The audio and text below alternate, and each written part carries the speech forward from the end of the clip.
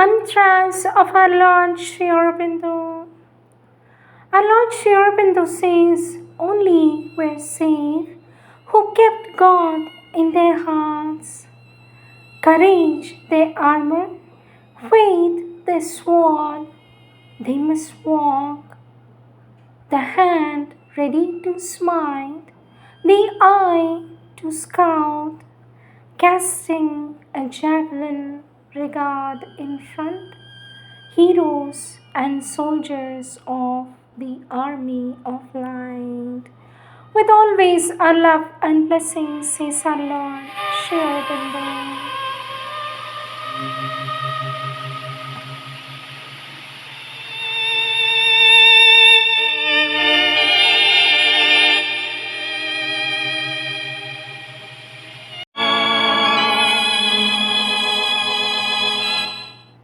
Sri Aurobindo's Savitri, Book 4, the Book of Birth and Quest, Canto 4, the Quest, page 384, last line. But moon broke in, reminding her of her quest, and from low rustic couch or mat she rose, and went impelled on her unfinished way, and followed the fateful orbit of her life, like a desire that questions silent gods, then passes star-like to some bright beyond.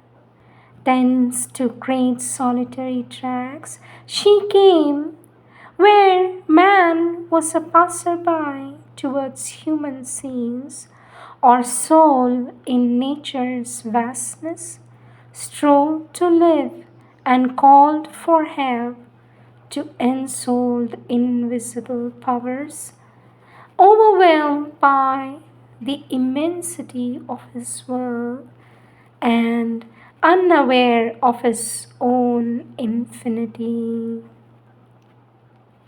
The earth multiplied to her a changing brow, and called her with a far and nameless voice. The mountains in their anchorite solitude, the forests with their multitudinous chant, disclose to her the massed divinity's doors.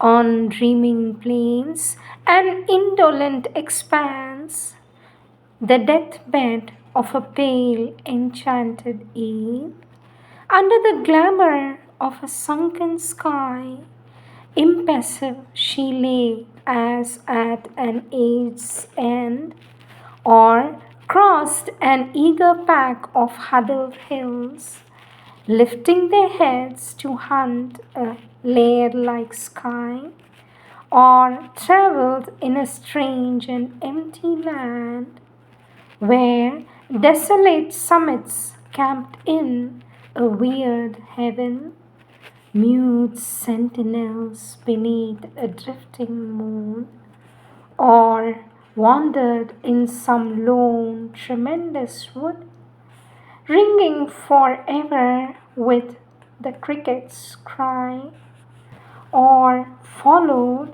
a long glistening serpent road through fields and pastures lapped in moonless light, or reached the wild beauty of a desert space, where never plough was driven, nor herd had grazed, and slumbered upon stripped and thirsty sands, amid the savage wild beast night's appeal.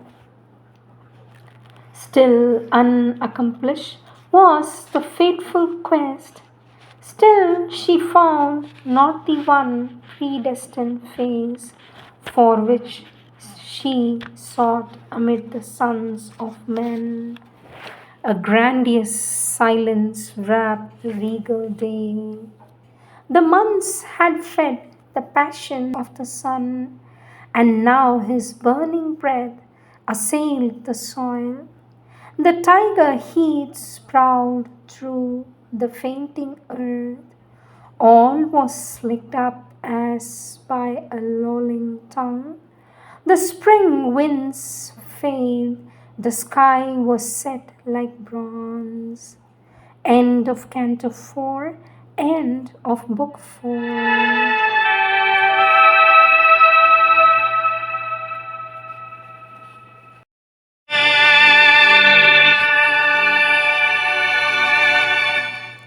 Words of our Lord Sri Aurobindo, taken from the collective works of our Lord Sri Aurobindo, SABCL book, The Life Divine, topic The Triple Transformation, continuation, page 892.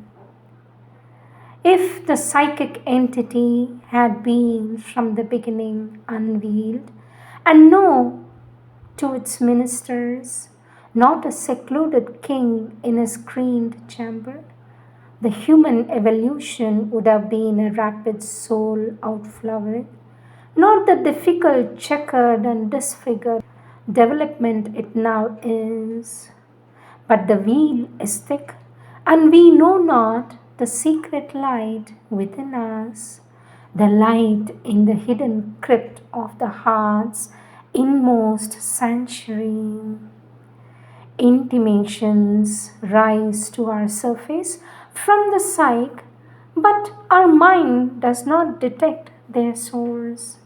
It takes them for its own activities because before even they come to the surface, they are clothed in mental substance.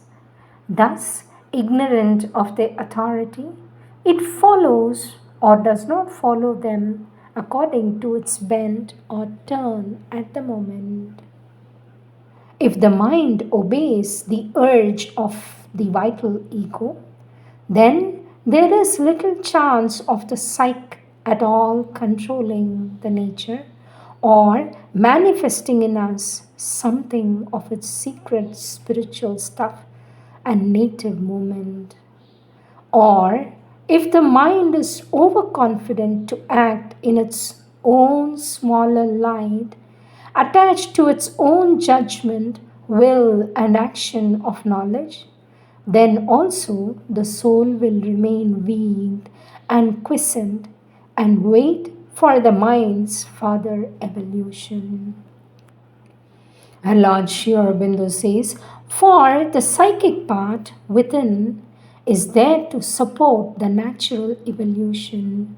And the first natural evolution must be the development of body, life, and mind successively, and these must act each in its own kind or together in their ill assorted partnership in order to grow and have experience and evolve. And Lord Sri Aurobindo says the soul gathers the essence of all our mental, vital, and bodily experience and assimilates it for the further evolution of our existence in nature. But this action is occult and not obtruded on the surface. In the early material and vital stages of the evolution of being, there is indeed no consciousness of the soul. There are psychic activities, but the instrumentation, the forms of these activities are vital and physical, or mental when the mind is active. For even the mind, so long as it is primitive or is developed but still too external, does not recognize their deeper character. It is easy to regard ourselves as physical beings or beings of life or mental beings using life and body and to ignore the existence of the soul altogether. For the only definitive idea that we have of the soul is of something that survives the death of our bodies. But what this is, we do not know because even if we are conscious sometimes of its presence, we are not normally conscious of its distinct reality nor do we feel clearly its direct action in our nature. Our Lord Sri Aurobindo says, as the evolution proceeds, nature begins slowly and tentatively to manifest our occult parts. She leads us to look more and more within ourselves, or sets out to initiate more clearly recognizable intimations and formations of them on the surface. Our Lord says the soul in us, the psychic principle, has already begun to take secret form. It puts forward and develops a soul personality, a distinct psychic being to represent it. This psychic being, says our Lord, remains still behind the wheel in our subliminal part, like the true mental, true vital, or the true or subtle physical being within us. But like them, it acts on the surface life by the influences and intimations it throws up upon that surface. These forms part of the surface aggregate, which is the conglomerate effect of the inner influences and upsurgings, the visible formation and superstructure which we ordinarily experience and think of as ourselves. Our Lord Sri Aurobindo says, on this ignorant surface, we become dimly aware of something that can be called a soul, as distinct from mind, life, or body.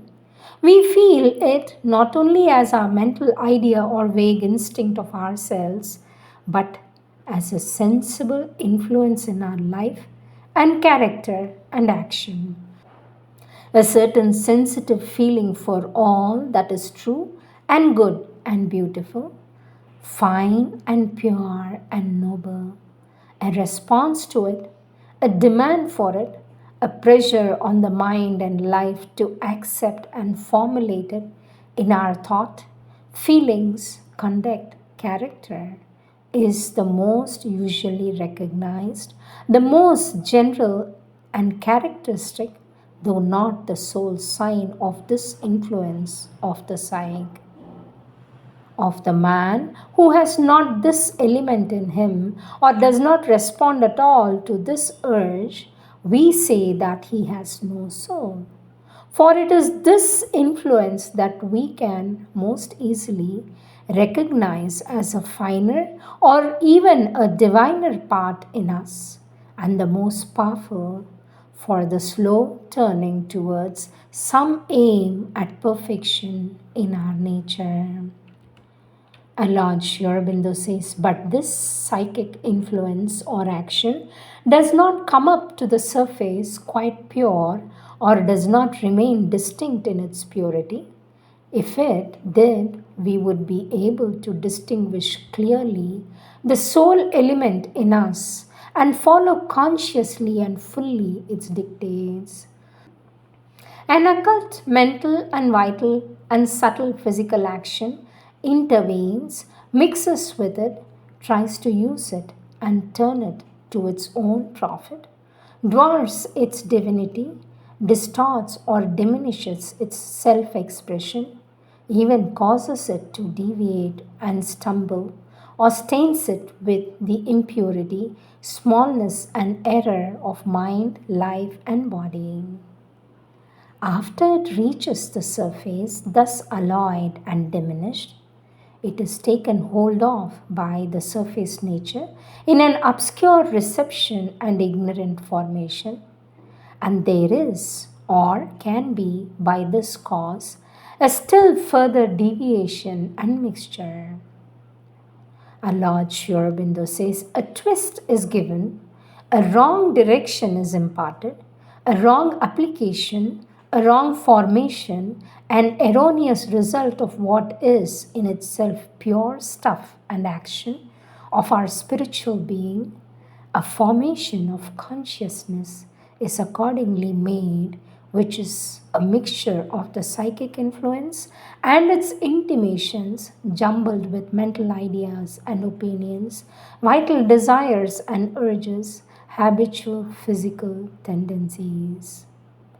There coalesce too with the obscured soul influence, the ignorant though well intentional efforts of these external paths towards a higher direction, a mental ideation of a very mixed character, often obscure even in its idealism, sometimes even disastrously mistaken, a fervor and passion of the emotional being throwing up its spray and foam of feelings, sentiments, sentimentalisms, a dynamic enthusiasm of the life paths, eager responses of the physical, the thrills and excitements of nerve and body, all these influences coalesce in a composite formation, which is frequently taken as the soul and its mixed and confused action for the soul still, for a psychic development and action or a realized inner influence. The psychic entity is itself free from stain or mixture, but what comes up from it is not protected by that immunity. Therefore, this confusion becomes possible. Our Lord continues to say, moreover, the psychic being, the soul personality in us, does not emerge full grown and luminous. It evolves, passes through a slow development and formation. Its figure of being may be at first indistinct and may afterwards remain for a long time weak and undeveloped, not impure but imperfect. For it rests its formation, its dynamic self building on the power of soul that has been actually and more or less successfully against the resistance of the ignorance and inconscience put forth in the evolution upon the surface. Its appearance is the sign of a soul emergence in nature, and if that emergence is as yet small and defective, the psychic personality also will be stunned or feeble. Our Lord Sri Aurobindo says it is too by the obscurity of our consciousness separated from its inner reality in imperfect communication with its own source in the depths of the being, for the road is as yet ill built, easily obstructed. The wires often cut or crowded with communications of another kind and proceeding from another origin. Its power to impress what it receives from the outer instruments is also imperfect. In its penury, it has for most things to rely on these instruments, and it forms its push to expression and action on their data and not solely on the unerring perceptions of the psychic entity. And Lord Sri Aurobindo says in these conditions, it cannot prevent the true psychic light from being diminished or distorted in the mind into a mere idea or opinion. The psychic feeling in the heart into a fable, emotion, or mere sentiment, the psychic will to action in the life paths into a blind, vital enthusiasm or a fervid excitement. It even accepts these mistranslations for want of something better and tries to fulfill itself through them. For it is part of the work of the soul to influence mind and heart and vital being and turn their ideas, feelings, enthusiasms, dynamisms in the direction of what is divine and luminous. But this has to be done at first imperfectly, slowly, and with a mixture. As the psychic personality grows stronger, it begins to increase its communion with the psychic entity behind it and improves its communication with the surface. It can transmit its intimations to the mind and heart and life with a great purity and force, for it is more able to exercise a strong control and react against false mixtures. Now, more and more, it makes itself distinctively felt as a power in the nature. But even so, this evolution would be slow and long if left solely to the difficult automatic action of the evolutionary energy. It is only when man awakes to the knowledge of the soul, it is only when man awakes to the knowledge of the soul and feels a need to bring it to the front and make it the master of his life and action that a quicker conscious method of evolution intervenes and a psychic transformation becomes possible, says our Lord Sri Aurobindo, to be continued.